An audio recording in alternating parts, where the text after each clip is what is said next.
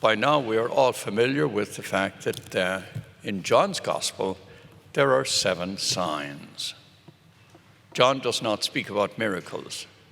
He speaks about miraculous signs. And remember, the first one was the water into wine. That was a sign. It's not the miracle that's the issue. It's that to which it points. That's the teaching. Here is the second sign. The third sign actually will be in tomorrow's Gospel, which is in Jerusalem. Now, here's what's interesting about John's Gospel. In Matthew, Mark, and Luke, Jesus begins in Jerusalem. But once he goes north to Galilee, which is about 65 miles north up there, up in Galilee, pilgrims will understand this, up in Galilee, Cana, Nazareth, Capernaum, Mount of Beatitudes, the Sea of Galilee, all up there, up north. But the Synoptic Gospels have Jesus only coming back to Jerusalem on one occasion, and that's the last week of his life. John's Gospel, however, has Jesus coming back and forth.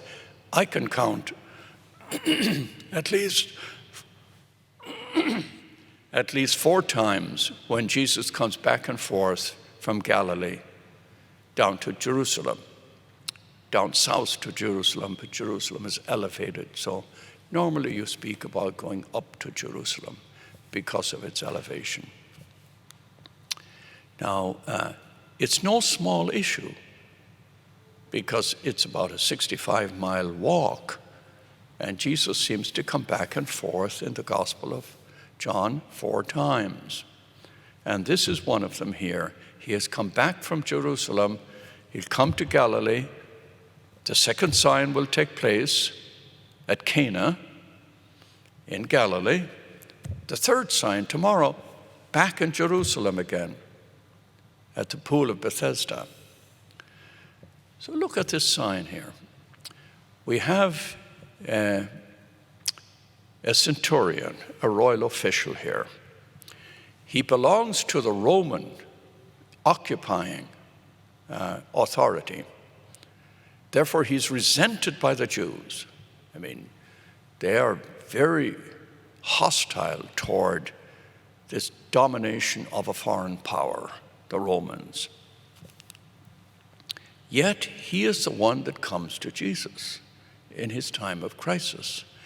And the sign here is that Jesus does not discriminate in responding to people's needs. It's not just the chosen ones who were following Jesus that become the ones he touches with healing and with life.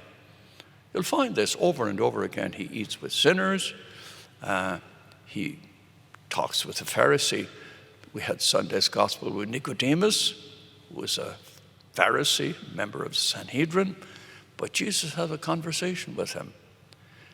And Nicodemus, the Pharisee, in his time of crisis, comes to Jesus. Now, the royal official, a non-believer, non-Jewish, resented by the people at large, comes to Jesus to heal his son, and Jesus heals his son. Therefore, when we look at this response of Jesus, the teaching is, he doesn't respond because of merit. Jesus responds because of need. You don't merit the blessing. You need the blessing. And the blessing is given generously and without discrimination. That's important for us to keep in mind. Because sometimes, at least in the past, we were more led to the notion that we have the ultimate truth and all the others are somehow out on the margins, maybe even heretics.